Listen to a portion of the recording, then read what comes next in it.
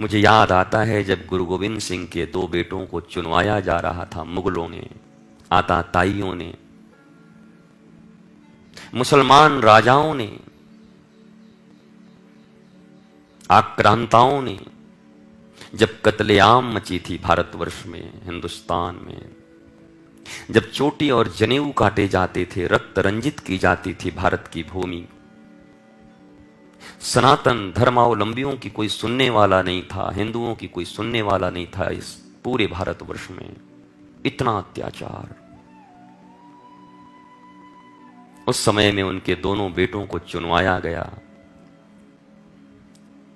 मुझे आश्चर्य होता है कि जिस 25 दिसंबर को आप क्रिसमस मनाते और क्या क्या मनाते, मनाइए, मुझे कोई बैर विरोध नहीं है, लेकिन जरा उसी 25 दिसंबर को याद कर लिया करो कि उसी दिन गुरु गोविंद सिंह के दोनों बेटों को चुनवा दिया गया था। क्यों पता है?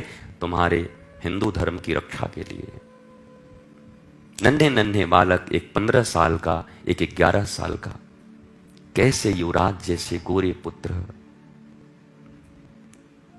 इस्लाम धर्म कबूल कर ले और नहीं तो तुझे चुनवा दिया जाएगा।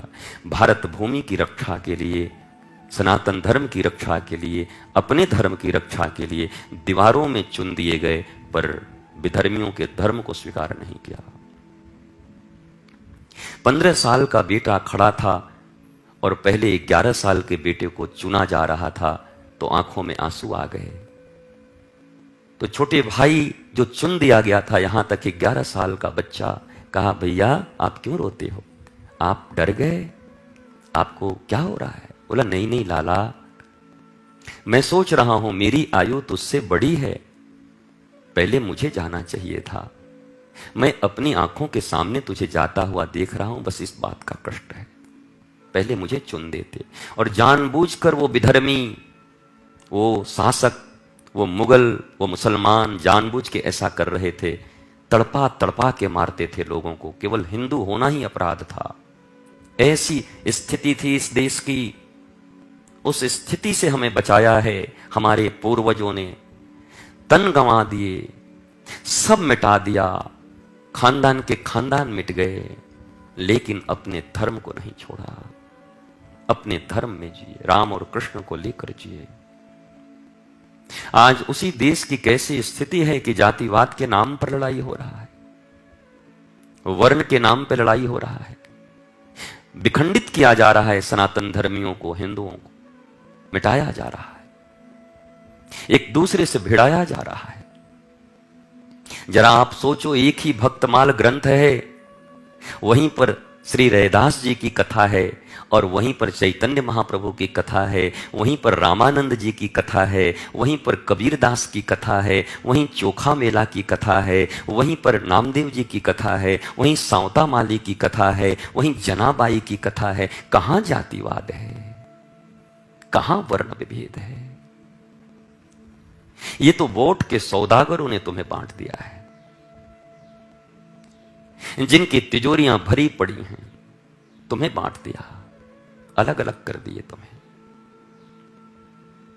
वरना जिस धर्म को बचाने के लिए 11-11 साल के बच्चे चुन दिए गए हों और मुस्कुरा रहे हों, भैया रोना मत, और फिर 15 साल के बच्चे को चुन दिया। जाओ दिल्ली, गुरुद्वारा शीशगंज, शीशगंज नाम क्यों है? गुरु तेग बहादुर जी के नाम पर है। कश्मीरी पंडितों को, कश्मीरी हिंदुओं को जब जबरदस्ती इस्लाम पकड़ाया जा रहा था, बहन बेटियों को मारा जा रहा था, खुले आम रक्त रंजित थी पूरी भूमि, तो आकर तेग बहादुर जी से उन्होंने कहा मेरी रक्षा कीजिए। उन्होंने रक्षा के लिए तलवार उठाई। तो औरंगजेब शासक था, उसको किसी ने कहा कि अगर ये तेग बहादुर, गुरु तेग बहादुर इस्लाम धर्म स्वीकार कर लें तो सारे हिंदू फिर आपके पांव के नीचे होंगे, सब इस्लाम स्वीकार कर। उसने ऑफर किया कि या तो कर ले, नहीं तो तुझे मरवा दूंगा। धर्म की रक्षा के लिए गुरु साहब, गुरु तेग बहादुर, गुरुद्वारा शीशगंज नाम भी नहीं सुनते। कैसे इतिहास पढ़ाए गए हैं हमें। मैं तो कहता हूं कि अगर भारतवर्ष का सच्चा इतिहास ही हमारे ललनाओं और हमारे बच्चों को पढ़ा दिया जाता तो ये सब धर्म की रक्षा कर लेते। आज जिस धर्म की रक्षा के लिए नन्हे नन्हे बच्चे 10-11 साल के लोगों ने तलवारें उठाकर इस महान सनातन परंपरा को बचाने के लिए, और हम पता नहीं क्या क्या गाए जा रहे हैं, अल्लाह मौला ये वो, जो मन वही गाते जा रहे हैं। ये पूरा का पूरा फिल्म इंडस्ट्रीज, पूरा का पूरा ये बहुत बड़ा हमला है हमें इस्लाम धर्म कबूल करवाने के लिए, बेधर्मी बनाने के। हर गाने मौला पे, हर गाने अल्लाह पे, हर जगह गजलें। कहां गए राम, कहां गई कृष्ण, कहां गई अभंग, कहां गई मीरा के पद, कहां गए सूरदास के पद, कहां गई जनाबाई के पद, कहां गई तुलसीदास, कहां गई, कुछ पता नहीं।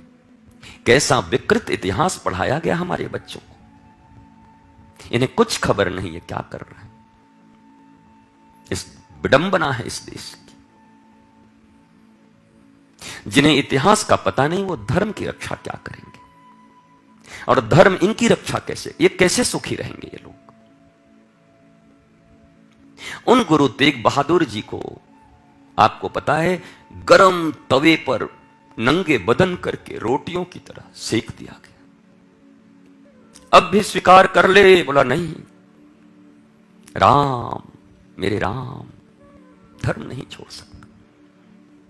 बालू गरम करा के उनके ऊपर छीटे जाते, गरम बालू।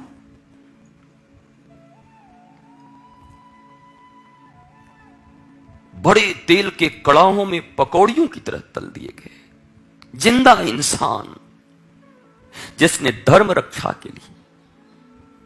हम उनकी इतिहास नहीं पढ़ते, हम ये बाबर, औरंगजेब, अकबर इनका इतिहास पढ़ते हैं। कितना बड़ा धोखा हुआ हमारे साथ, कितनी बड़ी साजिश है ये, हमारी पूरी संस्कृति को और हमारे पूरे मानवता को मिटा देने की। जो सनातन परंपरा वसुधैव कुटुंबकम की बात करता है उसे मिटाया जा रहा है। जहां केवल तलवार, जहां केवल बम, जहां केवल आतंकवाद है वो हमें बनाया जा रहा है। जहां सहनशीलता नहीं, क्षमा नहीं, मार डालो, काट डालो।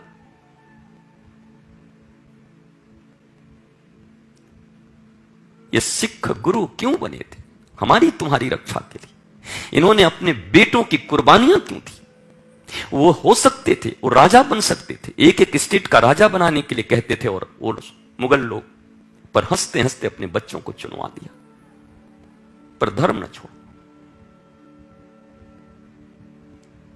हमें देखो हम क्या कर रहे हैं, वही सब सुन रहे हैं, वही रट रहे हैं, वही कर रहे हैं। मुझे मेरे कृष्ण का आधार है, मुझे जरूरत नहीं और किसी की। मेरे गुरु और मेरे कृष्ण मेरे लिए समर्थ हैं, मेरी किशोरी, मुझे और कुछ रचने की जरूरत नहीं। मैं उन महापुरुषों को याद करता हूं बस जिन्होंने मेरे धर्म की रक्षा की।